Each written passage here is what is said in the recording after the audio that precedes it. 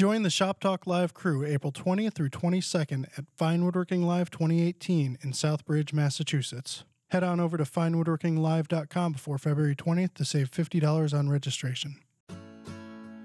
Welcome to Shop Talk Live, Fine Woodworking's bi-weekly podcast. I'm your host, Tom McKenna, and with me this week, as always, are Mike Pekovich. Hey, guys. And Matt Kenny. Hey, everyone. Behind the camera are Ben Strano and Jeff Rose. Hi, guys. What's up, guys? Guys, have no energy over there. Come on, pick it up. We're in the dark. We're in the dark.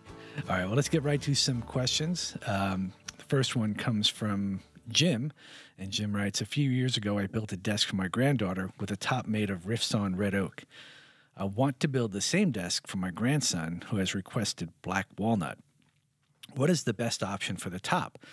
Should I buy 8-quarter rift or quarter-sawn black walnut, or use my bandsaw to resaw half-inch thick stock from my existing 15/16-inch plain sawn black walnut and glue it to 3/4-inch MDF? I'm hesitant to use veneer as described by Tim Coleman because I'm afraid it will wear easily and will reveal the substrate MDF below. Let's see. No, and no. Yeah. Wow. Let's back up a little bit. Yeah. I think riffs on red oak, that's a really smart choice. That's a good way to use red oak. Walnut, Well, one, you're not going to find riffs on or quarters on black walnut. And you're just not going to find it. It's not ever cut that way that I've ever seen. Yeah. Right. And if you could, I'm not sure that's the best way to show off walnut. Yeah, I mean, walnut is quarter sawn or riffs on walnut is very quiet. Yeah. It's like, very quiet. What's the point? Well, it depends. I mean, if you're going to buy steamed walnut, then yeah, there's no point because it's just gray and yucky. But if you can find air dried walnut that has a nice color in it, then riffs on or quarter sawn can be really nice because it'll have variation in the colors. It'll there'll be some purple, some green, some light brown, dark brown. That could be nice. Yeah. But I think plain sawn walnut is beautiful. I think it's I Yeah. wouldn't kill yourself to get rift or quarter sawn walnut. I think you're defeating a lot of what's nice about walnut. Yeah, but if you did want to do it, what I would do is buy. It just would be impractical for a desk, though, is to buy 8-quarter and rip pieces off the edge and flip it and glue it back together to make a panel. But it would just take too much work. It wouldn't be worth the labor. If you can resaw, and you're worried, I would just make the top out of solid walnut. Yeah. It's like It's going to look good. yeah. I think that cost is a concern for him with doing solid walnut. So if that's a problem, then if you can resaw your own veneers and make them just under 1/8 of an inch thick. And I don't know what Tim Coleman article he's talking about. I'm not sure either. Him on the podcast. It was the interview, right? Oh, Yeah. you're not going to wear through shop sawn veneer. Yeah. Even if it's the eighth of an inch is really thick. Would be thick too thick for shop sawn veneer. And if it's commercial veneer, unless your grandson has got a belt sander and is using it on the table, he's not going to wear through it. I don't see how you would wear through even commercial veneer. So it sounds like he wants a top which is 1.25 thick. Yeah. Yeah. Maybe get 6-quarter walnut. Make it out of solid stock. Don't goof around. Just go get the wood. Yeah, because he'll also run into the quandary of how to apply the veneer to a desktop. Right. If you don't have a vacuum bag, what are you doing? Maybe he's looking for an excuse to buy a vacuum bag. All right, well then do it. But even if you can do all that stuff, it's a big workaround. I don't know that you're saving a lot of money, and that's not the kind of work I want to be doing in my shop. No, and also it would only make sense the reason you would normally use veneer, right? If it's spectacular, right? So it's something that you cannot get as solid lumber because it's super wonderful curly maple or something, or that's why you use it. It's something that you just can't get. So if you just want to do flat sawn walnut veneer, just use flat sawn walnut. Yeah, don't Yeah. waste. Yeah, Or get yourself a sheet of 3/4 inch thick plywood with the walnut veneer on it and Put just an build edge. up a thicker edge around it. yeah. In fact, we did an article with, who we do that with? Tim? What's it called? No, Mark Edmonds. Yes. Mark Edmondson, yes. So making a kind of a regular, although that might have been solid stock, but he was basically taking a thinner tabletop and building up the edges to make it look like a Make it really look thicker. massively thick top. Yeah. Yeah, that might was work. solid material. Yeah. He did that with. And I think he makes his own, like Tim, he makes his own plywood. Mark does. Yeah. Which is kind of cool. Different has colors on each side. He has a big vacuum press. So, yeah.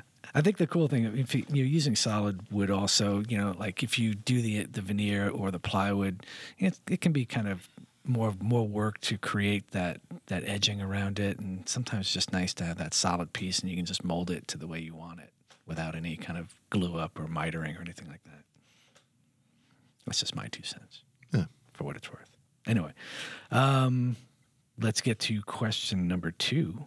This one is from Bob. And Bob says, when I get to the sanding part of a turning project, I can never get all of the scratches out. I go through the grits in sequence, usually up to 320 or 400. But when I turn the lathe off, I always see a few scratches. When I move from one grit up to the next one, the scratches typically go away, but I'll get new ones in other places from the new grit. Am I doing something wrong? Sounds like something's going wrong. One, I found even sanding up to 400 or higher. I think I know what he's talking about, that you just don't get rid of the scratches. And the reason is because the piece is spinning. Yeah, you're going against the grain too. And so some lathes go in both directions and you can sand in both directions, but that's more to knock the grain down. But But you're sanding across the grain. you're Right, that's sanding what I across meant. Yeah, the that's what I grain. meant. Yeah. And if you have to really move the sandpaper a lot, almost Yes. make your hand a random orbit sander, Yes. and you're going to get a random scratch pattern. And once you get to 400 grit or higher, when you put the finish on, there are no scratches.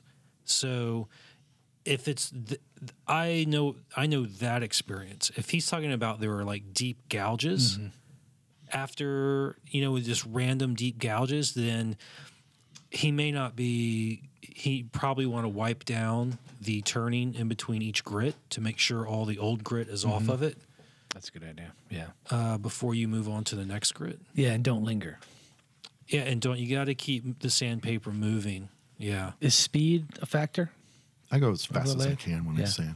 It just speeds the sanding process. But moving the sandpaper is really key because you don't want to hold it in one place and have one grit just grinding a groove in there. Right. A lot of times I'll use longer strips and hold each end of the strip and sort of like move that up and down Yeah. as I'm working that. That tends to help a little bit. I usually use something either like a strip or a small square, and not only do I move it side to side, but I also try to move it in a circular motion or in some more than one direction.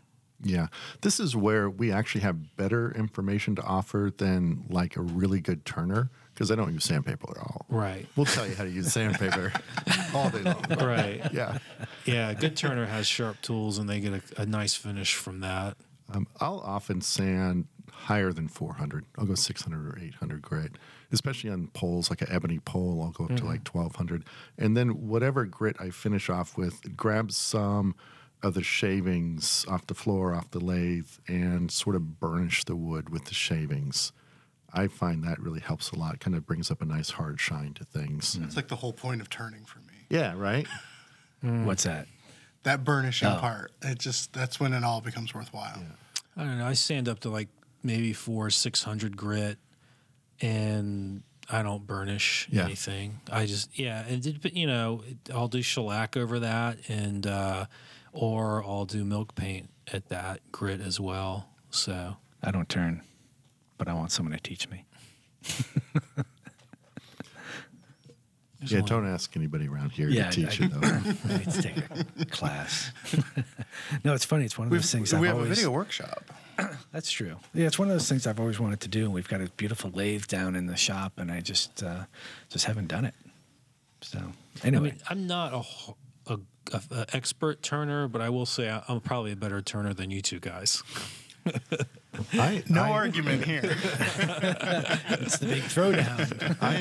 I am an adequate turner in that I can get to the finished result that I want. Yeah. You just don't really want to see me get there. Right, because I know. I learned from Mike. See, my biggest obstacle to learning might be the fear of learning how to sharpen something different. Yeah. I mean, it's a whole different world, sharpening turning tools. Yeah. It's well, I don't know, I'll say it's actually not as hard. No. Because you have these wide bevels, right? Usually, and if you get the right kind of jig for your grinder, it's just a matter of just adjusting it, and then boom, it's there. And then there is a little bit of technique. It's the rhythm, right? And the rhythm of turning it to keep a nice bevel on it and not getting burns. But you mentioned two things there: a grinder and a jig. Right. So I'm sort of like 0 for 2 in both. I have a belt sander, and I sort of freehand it on the round end of the belt sander, the round part, the wheel thing. Are you kidding? No, you're kidding. That's not how you sharpen turning Yeah, it tools. is. Yeah, but he only uses one tool. He only uses a scraper. No. Right? Parting tool. A parting tool. Yeah, that's all you use. Well, yeah. That's all you need, right? Yeah. It's actually sharpening a turning tool. If you can sharpen a hand tool, you can pick up sharpening a turning tool pretty quickly. Yeah, it's not that hard. Good to know. All right. Well, let's move on. We recently, excuse me, I had a chance to chat with Gary Rogowski about his latest book called Handmade: Creative Focus in the Age of Distraction. Here it is right in front of me. All noted up. Of course, during the interview, we covered a bunch of topics, but here's a short excerpt from that interview. I have a bunch of Post-it notes throughout the book, and that I tagged with that I thought were really key moments that I thought in the book, but also key points that were important for woodworkers and who are looking for inspiration, looking for guidance, and looking for confirmation of their path in a way. And one of the things I really you open it up and there's a preface from you, and you write a letter to yourself. And at the end of it, you sign off, basically, you say, Gary, do good work. What does that mean to you, and how do you convey that to students or aspiring woodworkers?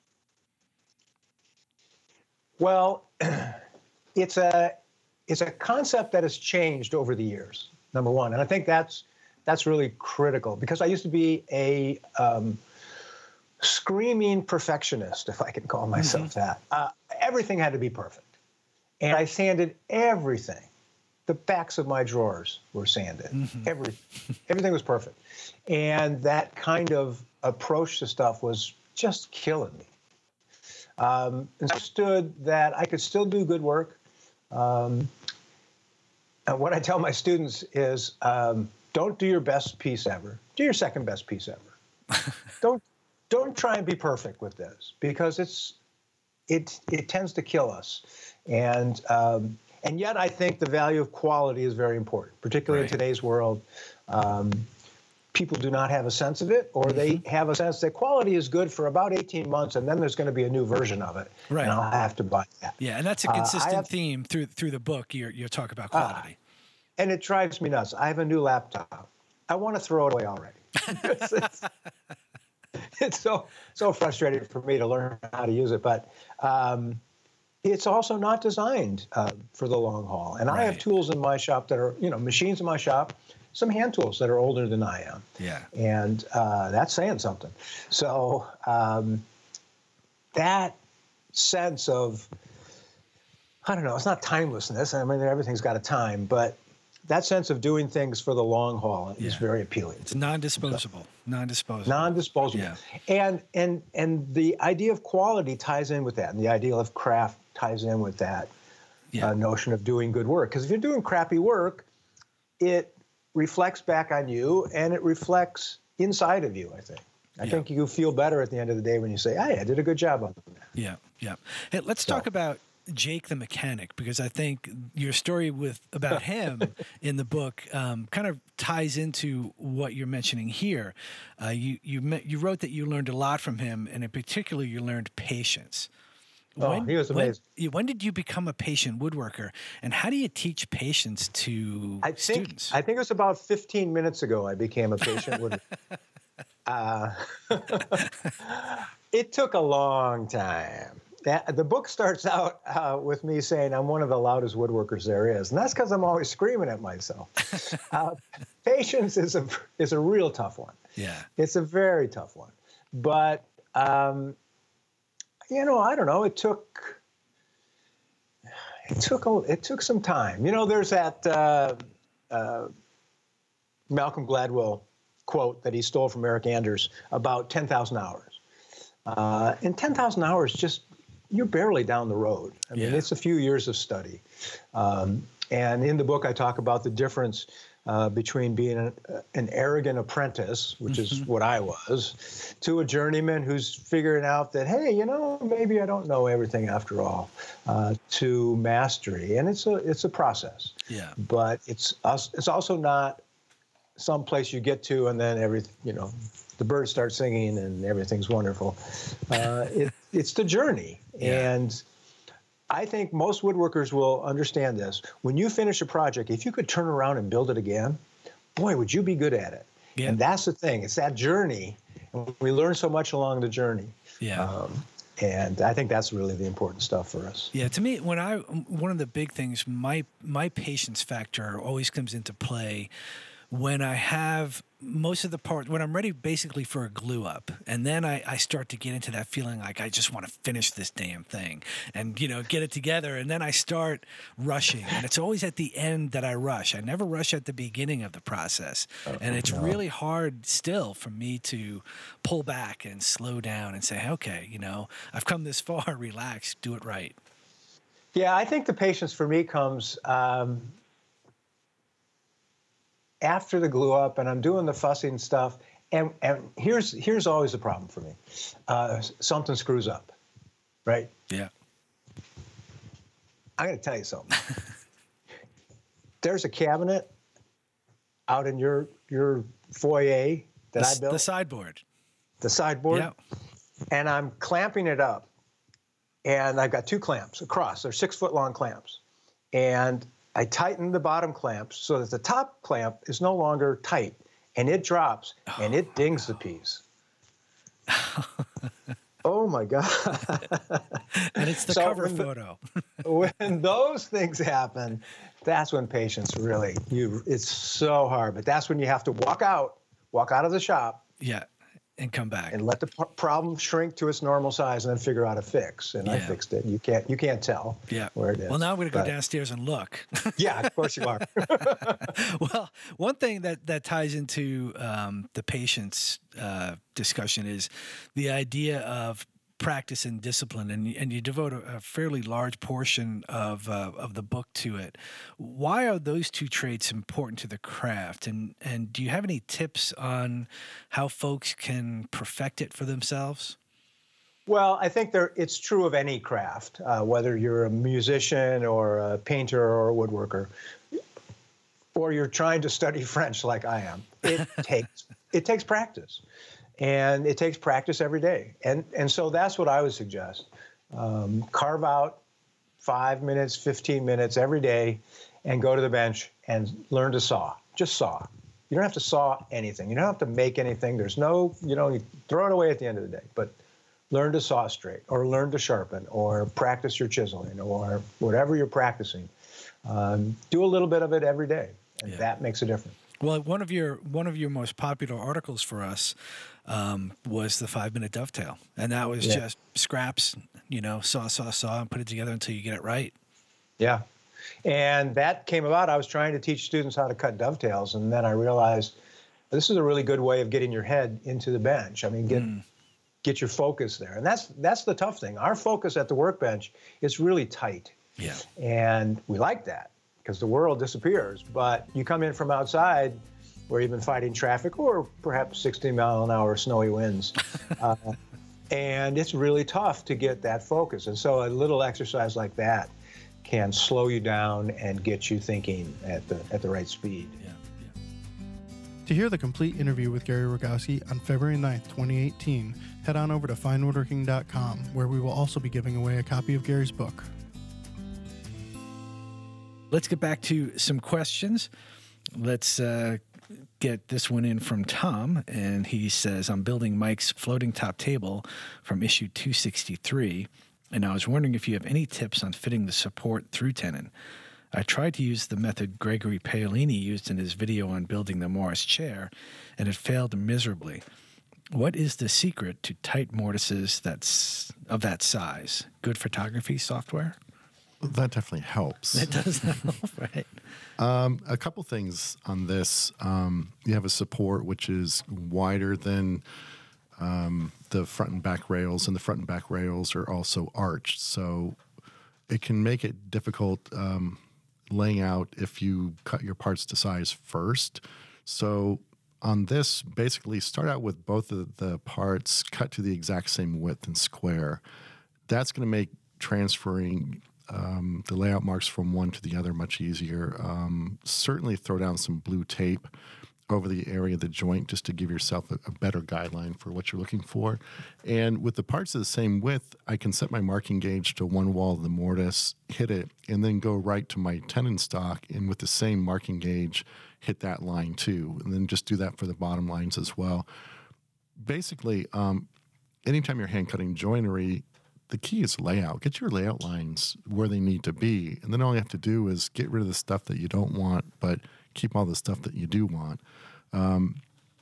So be really, really careful. Take your time to do your layout right. The one thing that's cool about the blue tape is if you get a little bit squirrely and your marking gauge gets away from you and you have a couple of lines, you don't know which one to chop to, just throw a new piece of blue tape on and do your layout again. And don't start drilling and chopping and sawing until you're pretty confident that things are going to be where you want them to be, and then just go for it.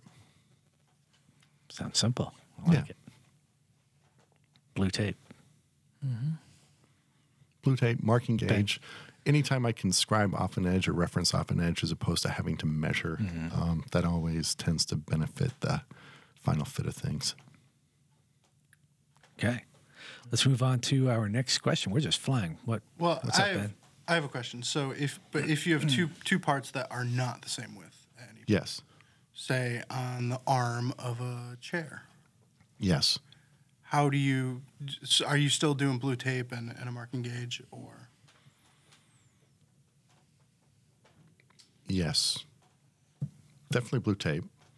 I'm trying to think because we just did a rocking chair article, which is going to be coming out pretty soon, where we had a mortise in the thing. In that case, so basically, you've got a front leg post with a tenon on the top, and you've got to somehow get a mortise in the right location on the armrest in the right size for that little post tenon to pop up through without any gaps. The trick there is how do you reference that mortise location? There's a couple ways to go about doing that, but basically, in that situation, I make a little spacer block, which is exactly the same width as the dimension of the tenon on the top of the post.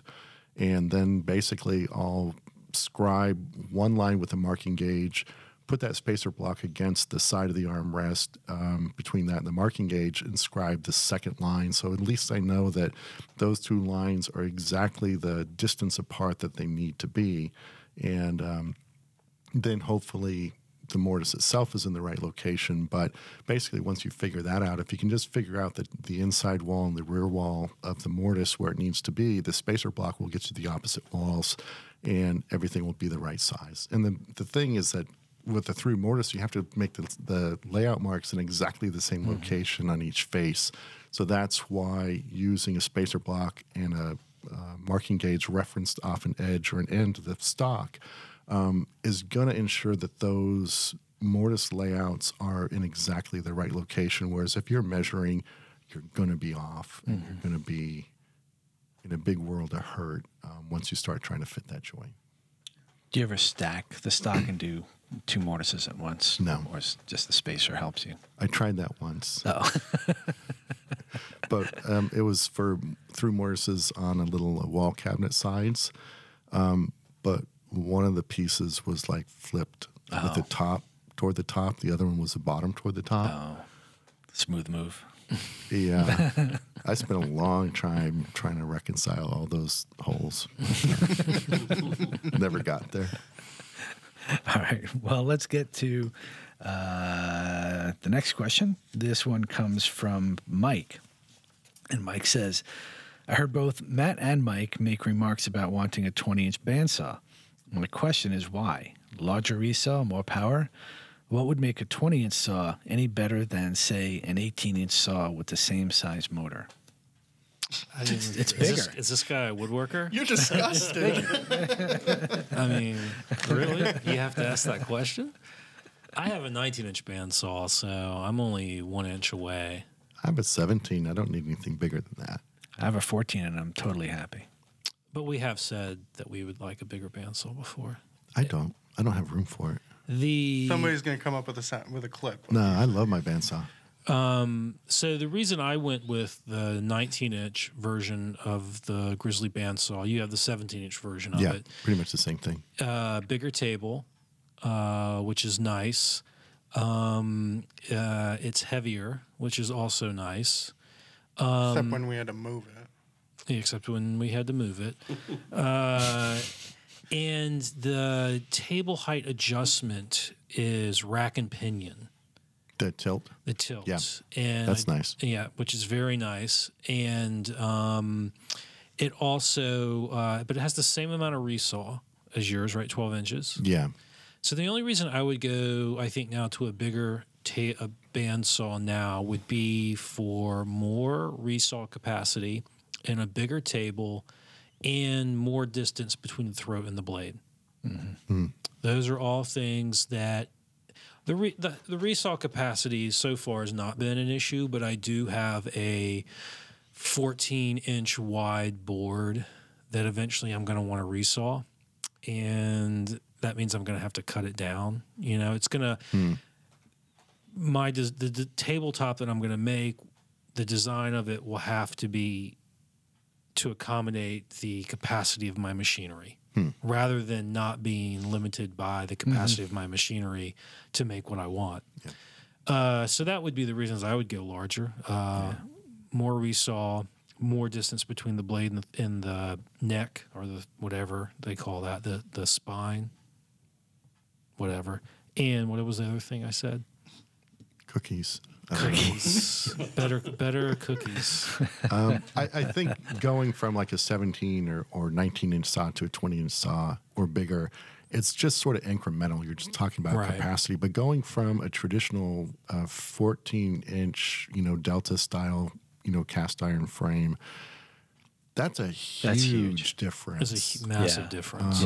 I think the guides, the stiffness of the guidepost, the stiffness of the frame, the fact that you can get more tension on a blade, to me, they were completely different machines. When I got the 17-inch saw, there's more capacity, and also it's a bigger motor, which is nice. But I found that I can make really, really straight, clean resaw cuts through really thick stock that I could never get. Yeah. I mean, even I upgraded from that standard, cast iron model to a 14-inch Euro style, the Laguna 1412. Yeah, that's a great saw. It's not, and it's fantastic. It gives me, it gives me 12-inch resaw. I haven't even kind of broached that capacity, but I would love, if I were going to upgrade, I think the big reason I would do it is for the bigger table, because the 1412, it's a compact saw. It's great. It does a lot of great things. It has great guides, but, in all honesty, the table is a little bit small.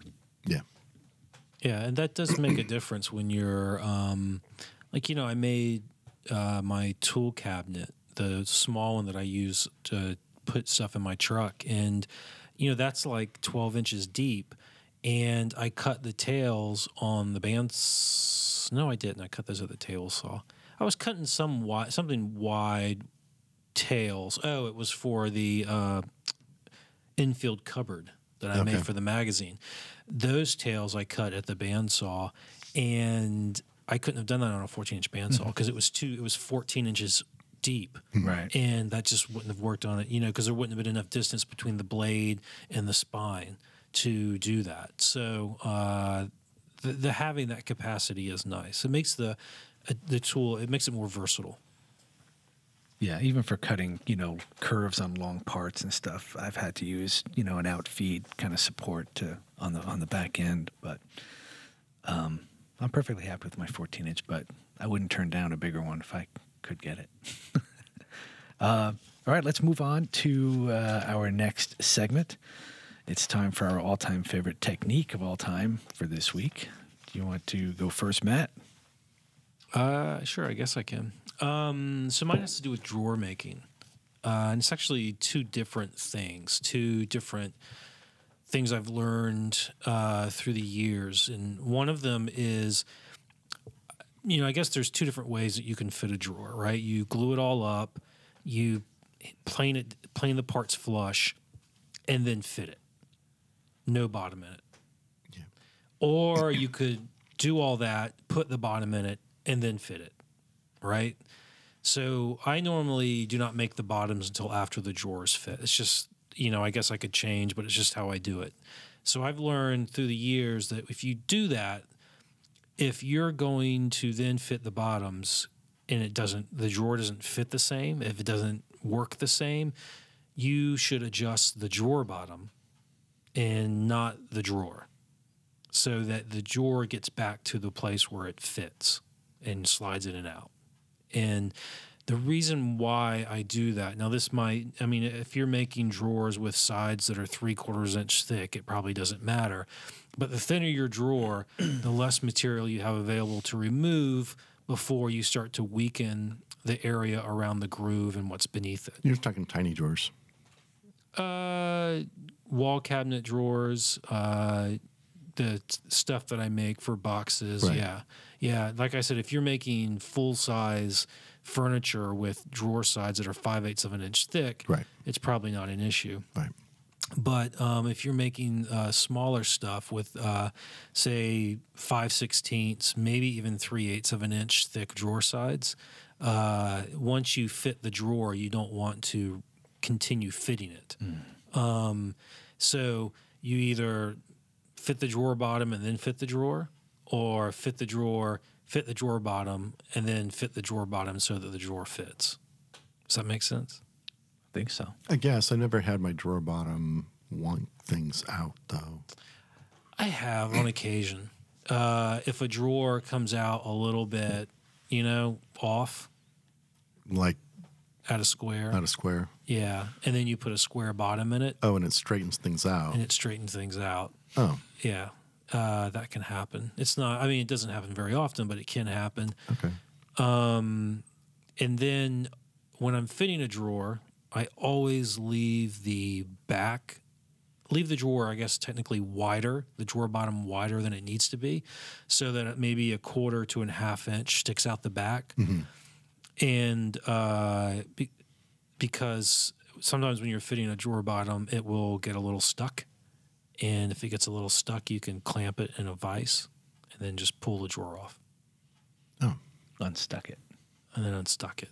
You just have the drawer on the bench with the back down on the bench and the bottom overhanging a little bit, and I sort of sandwich the bottom between my two hands, and then I bang the drawer down on the bench to get it to pop down. Yeah, I did that because you told me that, and I did that until I banged my fingers about 3 times, and I was like, I don't know why he does this. I'm not doing that anymore.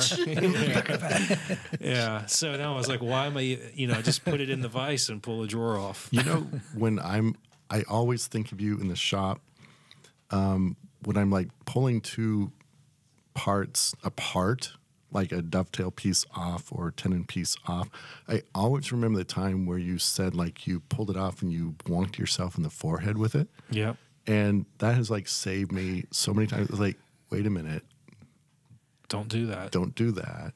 That must have been before I was working here because I didn't learn that lesson from Matt. It happened. Did you do it? Oh yeah, I've got a. Hey. There's a picture on Instagram of like you could see the corner of a board imprinted in my forehead. Yeah, it happened in South Carolina, and there was also it was a Y-shaped cut because it hit it hit three sides of the piece that I was pulling off. So, but that was only like 2 stitches. It wasn't that bad. The worst thing that happened to me when There's I was a theme trying going on here lately. I was trying to get a rail out of a mortise and I hadn't eased the edges and it was really tight in there and my hand slipped off the board and it sliced the inside of my hand. Just a paper cut, but I was like, dang, that hurt.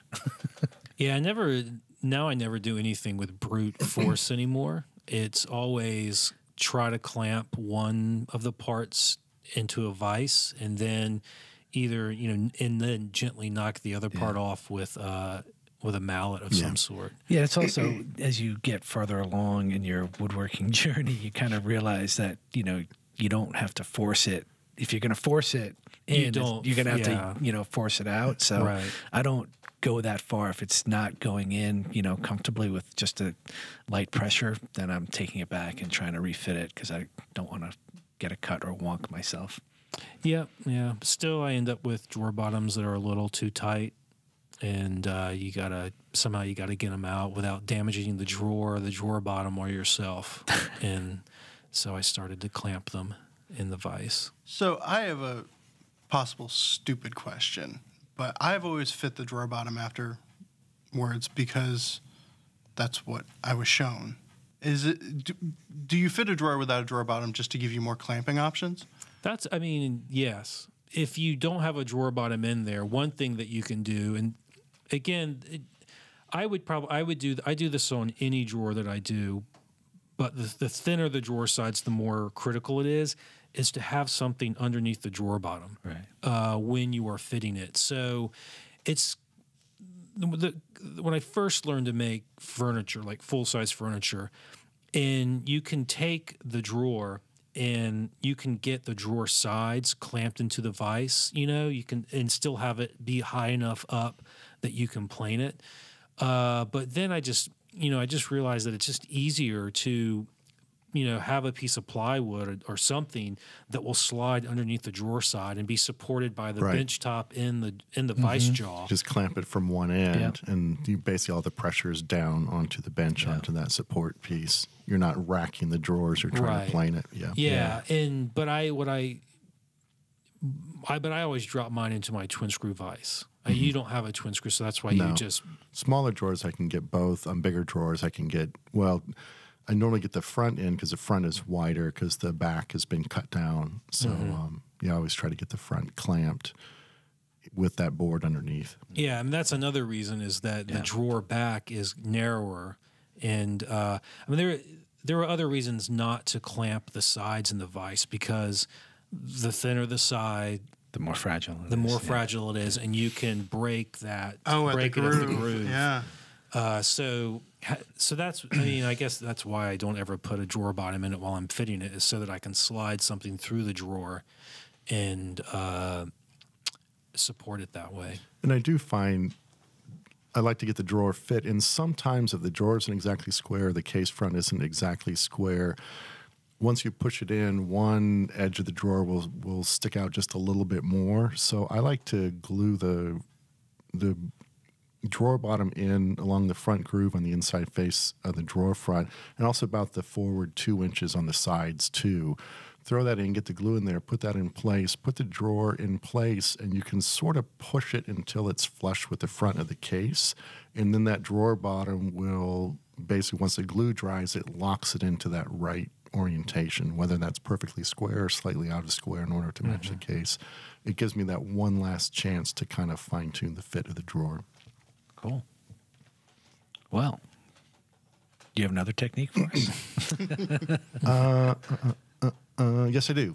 Michael Fortune came up with this a long time ago. Of course, I did not pay attention to it. And then Bob Van Dyke has a bunch of these around his school, and I started using them quite a bit. Basically, it's a piece of MDF with a piece of sandpaper glued to it. And they're really, I'm using them more and more. So I have a piece of MDF. I've made a bunch up for some classes that I taught where I have 150 grit on one face and 220 on the other. And where I was using them this weekend is I'm making some tee boxes out of wenge, which is really brittle wood, which is prone to chip out. And I was trying to just put a nice light chamfer on the ends of the dovetails for the corners of the box, and it was really hard to keep those little corners from just chipping out. So I pulled out my little MDF sandpaper stick and just used it almost like a block plane, where you really maintain a really consistent angle with it. And because the sandpaper is adhered to a really hard flat surface, I was able to get the same sort of really clean chamfers instead of that round over that you typically see. What is it? Quarter inch MDF? No, I think it's 3/4 inch. Oh, 3/4. Okay. Yeah, just a big old stick.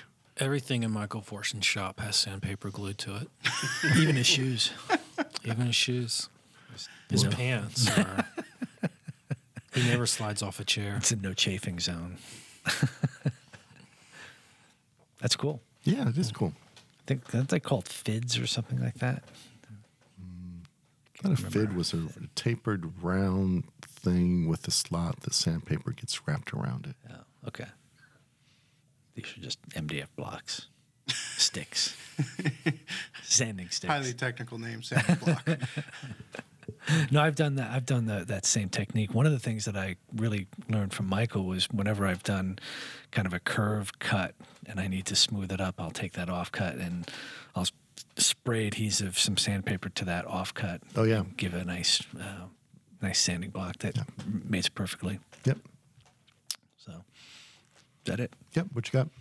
Well, I have.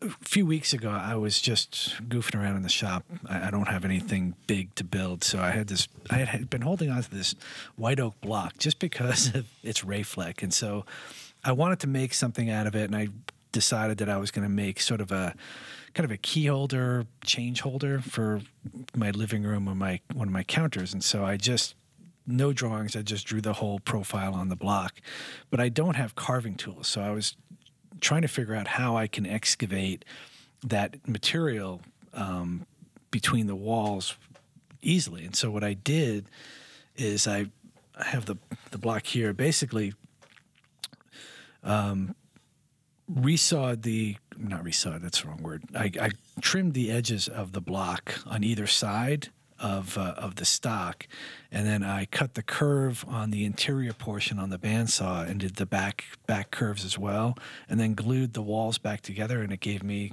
the excavation. And so what I did after that, it was just kind of sanding, and I kind of go into what Mike was doing. I was having trouble on this particular piece, and I don't have any photos for it, but I was having trouble keeping the rim kind of level. Mm-hmm. And so I took a thick dowel and wrapped sandpaper around it, and I was able to kind of hit both walls at the same time to keep them square. Yeah. That's a great tip. And it worked really well. But it was, this kind of stuff, just in general, if you're not building a project, you can always do something with the scraps. And I've been going through my scrap pile lately, and for around the holidays, I made a couple cutting boards, and I'm making another one. And it's just fun to kind of not have to draw out this big plan and just kind of get to work. So these kinds of things, they're, people appreciate them as gifts for sure, but it's kind of nice to have from my own good, because I'm always dumping change on the counter and it rolls around, or the cat jumps up and starts kind of flicking one coin off at a time in the middle of the night. This way it just knocks the whole thing off. But anyway, here's something I learned. One of the first things I learned woodworking, actually, about fairing a concave curve, was actually to use something flat rather than something round, which I think your natural inclination is to use like something round, like like the half round side of a file. But actually, if you use something flat and have 2 points riding, it'll ferret much more quickly and better than something round. Oh, cool. Yeah, and it really works. Cool. Yeah. Yeah, it's kind of like I tend to use a flat spoke shave for everything, including the inside curves. It's kind of that same thing. Mm-hmm. Very cool. Yeah, I didn't want to sharpen my spoke shave. Just confession.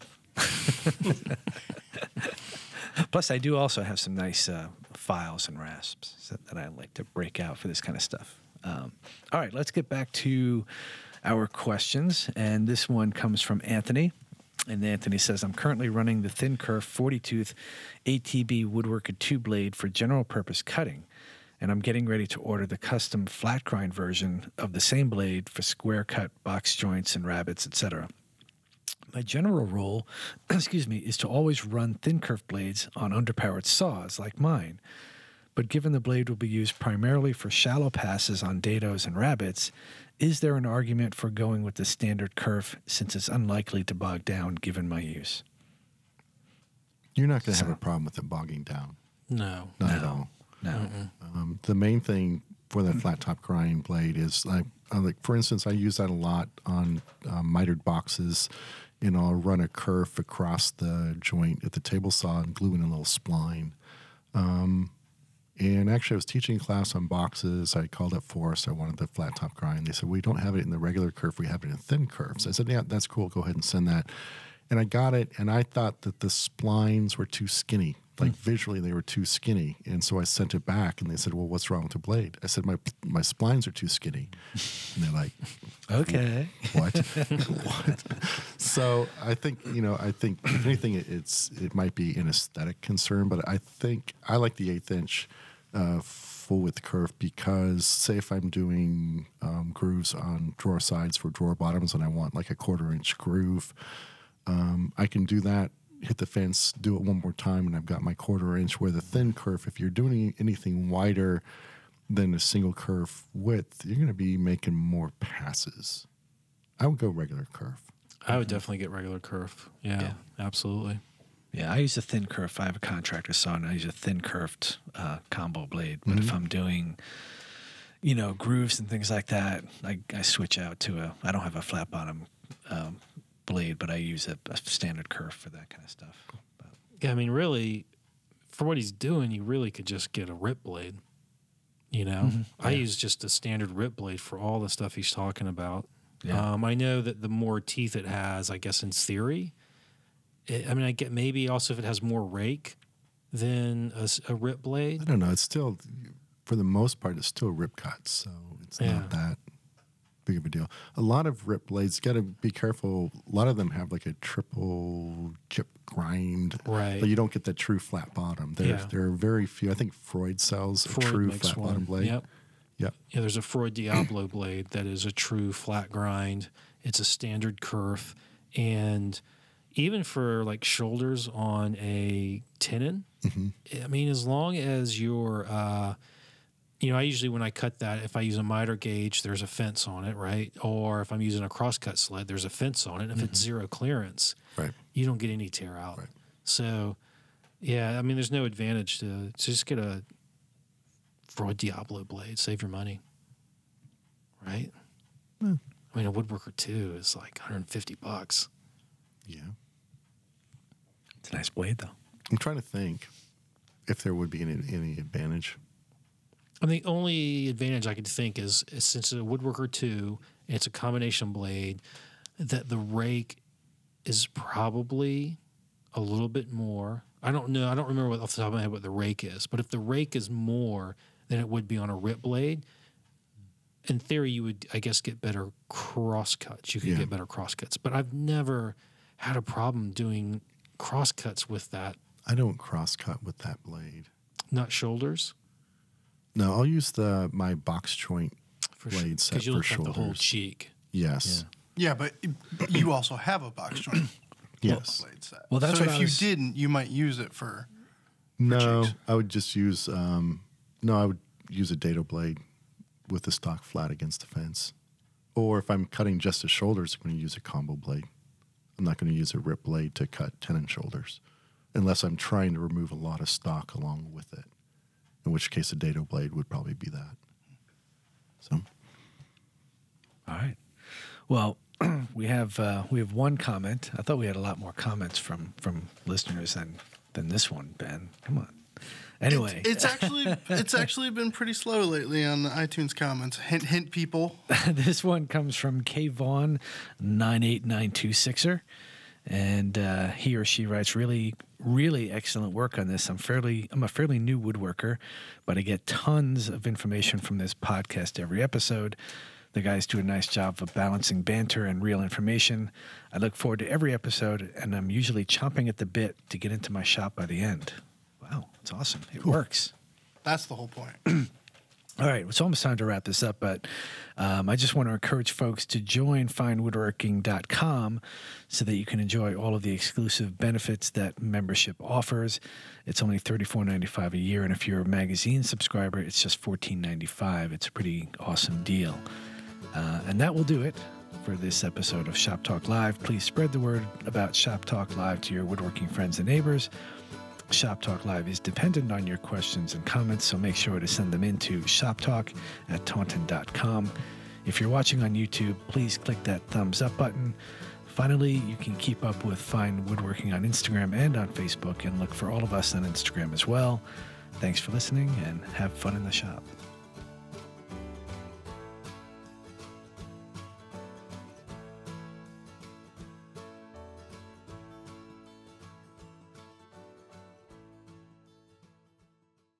I made Matt smile. I'm faking though.